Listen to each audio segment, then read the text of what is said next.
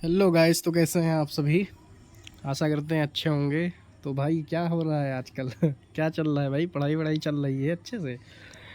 जैसा मैंने आपसे वादा किया था कि जो है हम एग्ज़ाम तक जितने इम्पोर्टेंट टॉपिक हैं रिगार्डिंग एसएससी जे इलेक्ट्रिकल इंजीनियरिंग से, वो सारे के सारे इम्पोर्टेंट टॉपिक हम इसी सीरीज में आपको वन बाय वन आगे बढ़ाते हुए चले जाएंगे, जिससे आपके जो मोस्ट इम्पोर्टेंट टॉपिक हैं जिन पर कई बार नज़र नहीं जा पाती है और वो हमसे परीक्षा के टाइम नहीं बन पाते हैं, वो सारे क्वेश्चन एटलीस्ट मैं भी जब तैयारी कर रहा था तब क्या होता था कि मशीन पढ़ लिया, पावर सिस्टम पढ़ लिया, मेजरमेंट पढ़ लिया, ये सब बहुत जो ज़्यादा डिमांड है ये पढ़ लिया। लेकिन अब क्या होने लगा है, अब आज का ट्रेंड क्या चल रहा है कि जहाँ से बच्चा, वो एग्जामिनर को भी पता है कि पावर सिस्टम पढ़ेगा बच्चा, मशीन पढ़ेगा, मेजरमेंट पढ़ेगा, बेसिक इलेक्ट्रॉनिक्स पढ़ लेगा, लेकिन जो मोस्ट इम्पॉर्टेंट पॉइंट जो डिप्लोमा बुक्स में होते हैं, जैसे HVDC सिस्टम हो गया और जैसे मोस्ट इम्पॉर्टेंट टॉपिक जो होते हैं,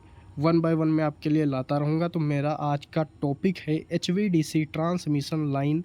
इसके जितने भी इम्पोर्टेंट पॉइंट हैं जो आपको सीधे देखने को मिलेंगे SSC JEE एग्जामिनेशन हॉल में, तो उसमें से जो हमारा आज का टॉपिक है वो HVDC ट्रांसमिशन सिस्टम है। HVDC ट्रांसमिशन सिस्टम को हम आज के सेशन में अच्छे से देखने वाले हैं। तो चलो आज का सेशन शुरू करते हैं। तो लेट्स स्टार्ट। तो सबसे पहले हम देखते हैं इसकी डेफिनीशन। ठीक, किसी भी चीज़ को पढ़ने से पहले उसकी डेफिनेशन क्या है उसके बारे में जान लेना चाहिए, है ना। तो देखते हैं हम। HVDC transmission is the transfer of electrical energy using direct current over long distance. इसका मतलब आप समझे। सबसे पहली बात, जो HVDC होता है, HVDC इसका फुल फॉर्म क्या होता है? H से होता है हाई, V से होता है वोल्टेज, D से होता है डायरेक्ट और C से होता है करंट। तो HVDC का जो फुल फॉर्म होता है, सबसे पहले आपसे पूछ सकता है कि HVDC का फुल फॉर्म क्या होता है, तो आप क्या बताओगे? High voltage direct current. इसका यूज हम किस लिए करते हैं? बल्क पावर ट्रांसफ़र करने के लिए। जो ज़्यादा लॉन्ग डिस्टेंस, अगर हमको बल्क पावर मतलब ज़्यादा पावर को ट्रांसफ़र करना है और ज़्यादा डिस्टेंस के लिए, तो उसमें हमारा जो most economical and most efficient जो हमारी लाइन होती है उसको बोलते हैं HVDC line. Got it everyone? आशा करते हैं आपको ये बात समझ में आ गई होगी। ठीक है, अब ये जो हमारा पॉइंट नंबर 2 है, वाई HVDC, मतलब HVDC को हम क्यों यूज करते हैं, तो मैंने अभी आपको बताया ना। नंबर 1 इसका है reduce losses for long distance transmission. मतलब जो ट्रांसमिशन लाइंस होती हैं वो कोई आइडियल तो होती नहीं है, चाहे जितनी अच्छी आप बना लो लेकिन उसमें कुछ ना कुछ एरर और लॉस रह जाएगा। तो ये क्या करता है? रिड्यूस करता है लॉसेस को लॉन्ग डिस्टेंस ट्रांसमिशन लाइन में। तो पहला पॉइंट आपको क्लियर हो गया होगा। दूसरा पॉइंट हम देखते हैं, no reactive power, no inductive loss and no capacitive loss. मतलब इसका कहने का मतलब है HVDC मतलब जो DC सिस्टम होता है उसमें ओनली और ओनली क्या होता है? उसमें ओनली और ओनली क्या होता है? रेसिस्टेंस होता है। उसमें not a capacitor and not a inductor. Inductor और कैपेसिटर से मतलब नहीं होता है। ओनली और ओनली जो मतलब होता है वो रेसिस्टेंस से होता है। तो उसमें क्या होता है, हमारा कोई भी प्रकार का, किसी भी प्रकार का ना तो इंडक्टिव लॉस होता है और ना ही कैपेसिटिव लॉस होता है। आप ये बात समझ गए होंगे। मैं जितना बता रहा हूँ उतना ही देखते चलो, उसके बाद तुमको HVDC पढ़ने की ज़रूरत ही नहीं पड़ेगी SSC JEE एग्जामिनेशन में। भाई बिलीव दिस, बिलीव मी, मुझ पर बिलीव करो। ठीक है, जितना मैं बताऊँगा उतना पढ़ लो आराम से। SSC JEE एग्ज़ाम में तुम झंडे गाड़ के आओगे, ये मेरा वादा है। ठीक। थर्ड पॉइंट हमारा है better voltage regulation. Voltage regulation क्या होता है बेटा? वोल्टेज रेगुलेशन इज़ अ, इसको क्या कह सकते हैं, वोल्टेज रेगुलेशन जो हमारा होना चाहिए वो कम से कम होना चाहिए। कम से कम, कम से कम, एटलीस्ट। ठीक, एटलीस्ट जिसको बोलते हैं कम से कम, ठीक। तो जो हमारा वोल्टेज रेगुलेशन होना चाहिए वो 2%, 3%, 4%, ऐसे इस हिसाब से होना चाहिए। तो इसमें बेटर वोल्टेज रेगुलेशन का मतलब क्या होता है कि हमारा कम से कम वोल्टेज रेगुलेशन हमको एचवीडीसी ट्रांसमिशन सिस्टम में देखने को मिलता है या ट्रांसमिशन लाइन में देखने को मिलता है, ठीक। हमारा पॉइंट क्लियर हो गया। अब हम आगे बढ़ते हैं और देखते हैं इसमें, आगे बढ़ते हैं। फिर ये हमारा है interconnection of different frequencies grid and asynchronous. मतलब जो हमारा एचवीडीसी सिस्टम होता है इसको हम डिफरेंट फ्रिक्वेंसी पर भी यूज कर सकते हैं। जैसे आपको पता होना चाहिए कि जो हमारा इंडिया है, दैट इज़ माय इंडिया, तो इंडिया में जो एसी फ्रिक्वेंसी बेटा होती है वो कितनी होती है, 50 हर्ट्ज। और प्लस माइनस में इसको हम लेके चलते हैं फ्रिक्वेंसी 3%, है ना, 3% लेके चलते हैं। हाँ, और डीसी सिस्टम जो हमारे इंडिया में होता है, डीसी सिस्टम, इसमें हमारी फ्रिक्वेंसी कितनी होती है, 0, यहाँ पर लिख लेना हर्ट्ज, ठीक, यहाँ पर लिख लेना हर्ट्ज। तो अब आप समझ गए होंगे कि इंडिया में जो हमारी फ्रिक्वेंसी होती है वो 50 हर्ट्ज एसी के केस में होती है और 0 हर्ट्ज होती है डीसी के केस में, ठीक है। तो इसका कहने का मतलब यही है कि ये तुमको एसी और डीसी दोनों में कनेक्शन, मतलब दोनों में इसको हम यूज कर सकते हैं, ठीक। बात समझ में आ गई होगी। आगे बढ़ते हैं। अब हम देखते हैं इसके क्या क्या एडवांटेजेस होते हैं, ठीक। Advantages of HVDC line. Advantage means क्या होता है, लाभ। बात समझ लो एकदम, ठीक। हमको एचवीडीसी से क्या लाभ या क्या प्रॉफिट हमको मिलता है। Number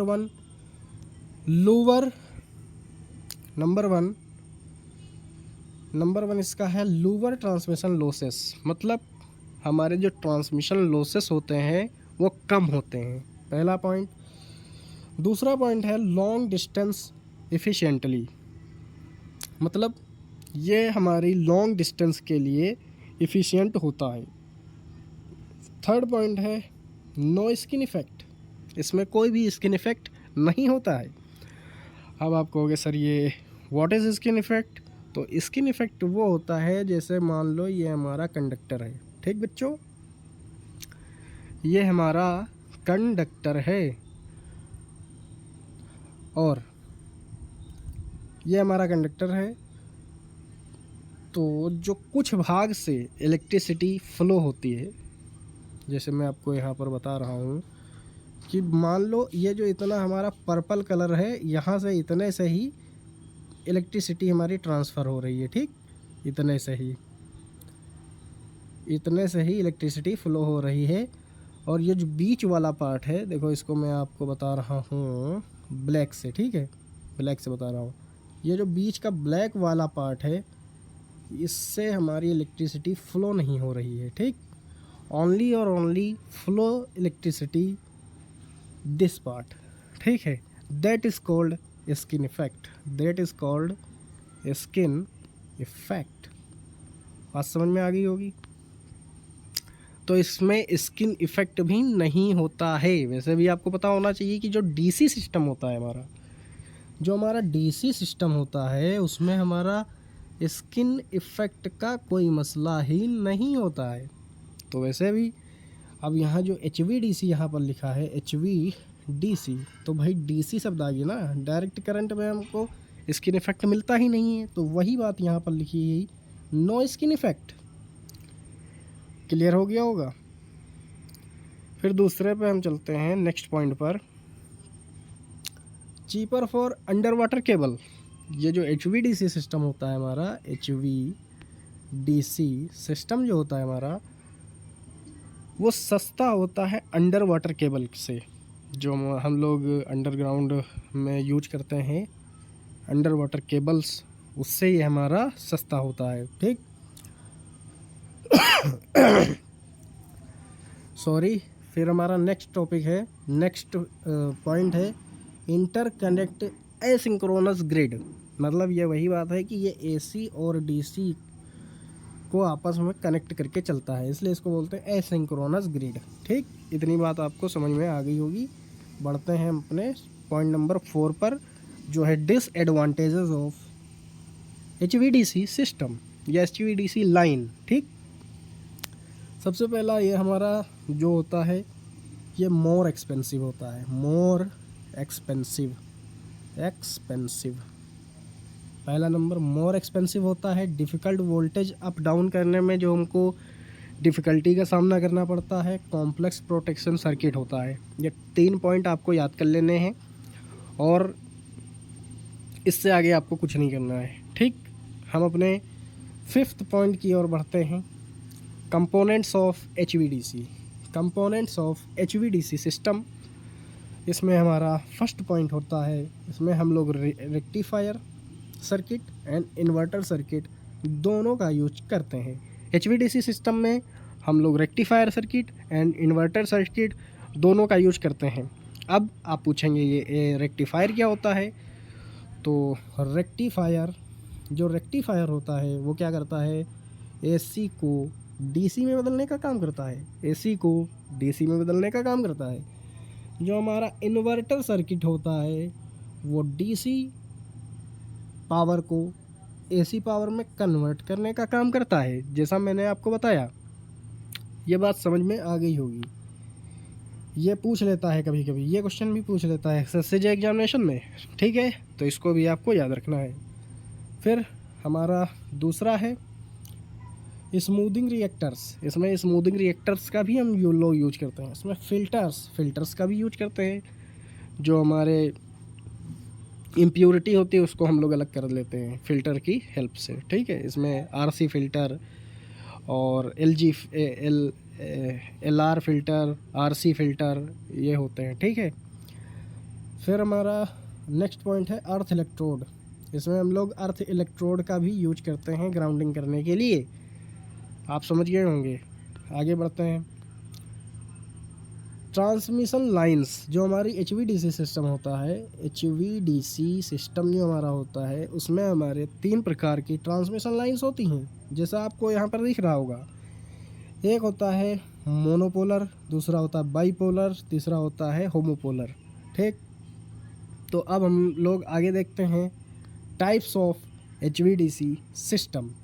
types of HVDC system, हमारा जो मोनोपोलर सिस्टम होता है, मोनोपोलर, उसमें क्या होता है, वन कंडक्टर ग्राउंड रिटर्न।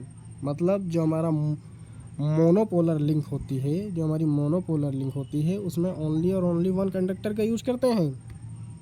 ठीक, और उसी को हम रिटर्न में भी ले लेते हैं, मतलब ग्राउंड भी कर देते हैं। ठीक, तो अगर आपसे कोई पूछे कि मोनोपोलर में कितने कंडक्टर होते हैं, कितने कंडक्टर का यूज किया जाता है, तो आप क्या बताएंगे, ओनली और ओनली वन कंडक्टर। ठीक, फिर आ गया हमारा बाईपोलर। बाईपोलर में 2 कंडक्टर होते हैं, पॉजिटिव एंड निगेटिव, न्यूट्रल में भी ग्राउंडेड। ठीक है, न्यूट्रल को हम लोग ग्राउंड कर देते हैं, में भी मतलब कर सकते हैं। ठीक, तो अब आप समझ गए होंगे। जो हमारा तीसरा पॉइंट है होमोपोलर, इसमें 2 कंडक्टर इसमें भी यूज करते हैं। इसमें same polarity with ground return. मतलब अब मैं तुमको बता देता हूँ, अब मेरी बात सुनो।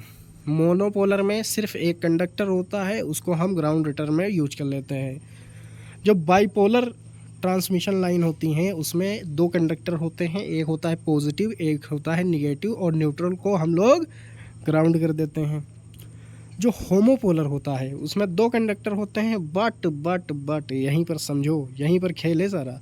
जो मोनोपोलर बाईपोलर जो होता है उसमें पॉजिटिव निगेटिव वायर होता है, लेकिन इसमें जो है सेम पोलैरिटी, इसमें यहाँ पर लिख दिया सेम पोलैरिटी। सेम पोलैरिटी का मतलब होता है या तो पॉजिटिव होगा और या तो निगेटिव होगा। आप समझ गए होंगे। ठीक, अब हम लोग बढ़ते हैं पॉइंट नंबर 7 पर, जो है कन्वर्टर टाइप्स। ठीक, अब इसमें कौन कौन से हमारे कन्वर्टर होते हैं।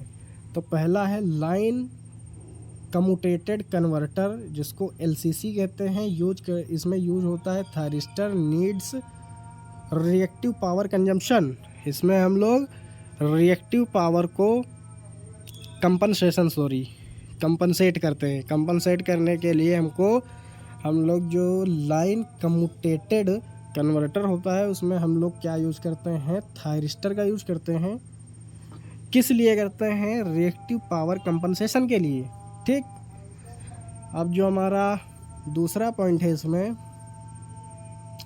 वोल्टेज सोर्स कन्वर्टर, इसमें क्या करते हैं, इसमें क्या यूज करते हैं हम लोग, IGBT को क्या बोलते हैं,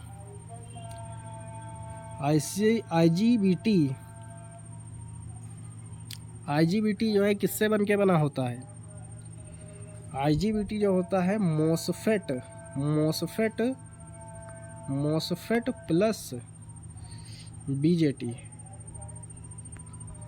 जो हमारा IGBT होता है वो हमारा MOSFET प्लस IGBT से मिलकर बनता है, और इससे हम कंट्रोल करते हैं active power and reactive power को। बात समझ में आ गई होगी आपको, जैसा मैं उम्मीद कर रहा हूँ। इतना आपको बताने की ज़रूरत नहीं है, क्योंकि ये हमारे मोस्ट इम्पोर्टेंट टॉपिक हैं जो हमसे एग्जामिनेशन टाइम पर छूट जाते हैं। मैं उनको कवर करने की कोशिश कर रहा हूँ।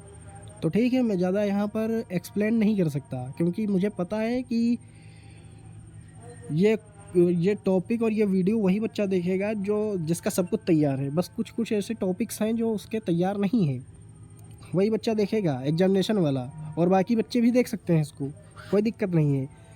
ये हमारे ऐसे टॉपिक हैं, इन पर हमारी कमांड होनी चाहिए। ठीक, अब हम लोग आगे बढ़ते हैं पॉइंट नंबर 8 पर। ठीक, इसमें क्या है, एप्लीकेशन ऑफ HVDC लाइन। ठीक है, एप्लीकेशन इसके हम देखेंगे। पहला है बल्क पावर को ट्रांसफ़र करने के लिए लॉन्ग डिस्टेंस में इसका यूज करते हैं। लिखा long distance bulk power transmission. फिर है अंडर सी अंडरग्राउंड केबल, इसका यूज हम लोग under sea and underground cable में भी करते हैं। कनेक्टिंग आइसोलेटेड ग्रिड, इसका यूज हम लोग कनेक्टेड आइसोलेटेड ग्रिड में भी करते हैं। Offshore wind energy integration, इसका यूज हम लोग विंड एनर्जी इंटीग्रेशन में भी करते हैं। तो ये 4 पॉइंट हैं, आप याद कर लेना इनको। ठीक है बेटा, आगे बढ़ते हैं। अब हम यहाँ पर देखें एग्जाम्पल ऑफ इंडिया, मतलब जो हमने इतनी लंबी चौड़ी बात जो अभी कर रहा था मैं HVDC की, तो ये कहीं पर लगी भी है कि ऐसे ही मतलब हम बताए जा रहे हैं ना। तो आपको मैं बता दूं कि ये रिहंद दिल्ली में 1500 किलोमीटर डिस्टेंस के लिए 1500 मेगावाट के लिए लगी है, रिहंद दिल्ली में। ठीक बेटा, फर्स्ट HVDC कहाँ पे है, Rihand Delhi 1500 kilometre 1500 megawatt unit लगी है। दूसरी है तलचट में तलचट कोलर में HVDC है 1450 की 2000 मेगावाट के लिए। 1450 किलोमीटर दूरी की ये हमारी HVDC लाइन है, और इसमें हम 2000 मेगावाट पावर को ट्रांसमिट करते हैं तलचट कोलर में। ठीक, 2 एग्जाम्पल मैंने आपको बता दिए। फिर हम लोग देखते हैं comparison AC versus DC transmission line. भाई हम लोग HVDC का यूज क्यों करते हैं, भाई ओवरहेड लाइन का हम लोग कर ही रहे थे, उसमें AC का यूज कर रहे थे, तो हम ये DC क्यों लेके आए, इसका क्या लाभ है। तो लाभ नंबर 1, लॉसेस जो होते हैं HVDC उसमें AC में वो ज़्यादा होते हैं as compare to DC transmission line. ठीक, losses higher AC lower HVDC, बात समझ में आ गई होगी। Cable expensive under water AC के केस में अगर हम अंडर वाटर वायर या केबल्स को यूज करेंगे तो उसमें जो है ये हमको महंगा पड़ेगा, और cheaper under water HVDC wire या केबल हमको सस्ता पड़ेगा, इसलिए हम इसका यूज करते हैं। Reactive power present AC system, जो AC सिस्टम होता है तो AC सिस्टम Z इम्पिडेंस पर वर्क करता है, √R² ± JX। ठीक, एक्सिस में रिएक्टिव पार्ट और कैपेसिटिव पार्ट दोनों हैं। ठीक, तो जो AC सिस्टम होता है उसमें हम लोग क्या करते हैं बेटा, उसमें हमारा रिएक्टिव पावर जो होती है प्रेजेंट होती है, बट जो हमारा HVDC सिस्टम होता है, not a present of reactive power. समझ रहे हो ना मैं जो बता रहा हूँ? तो जो HVDC सिस्टम होता है उसमें हमारी रिएक्टिव पावर प्रेजेंट नहीं होती है, कहने का मतलब ये है। ठीक।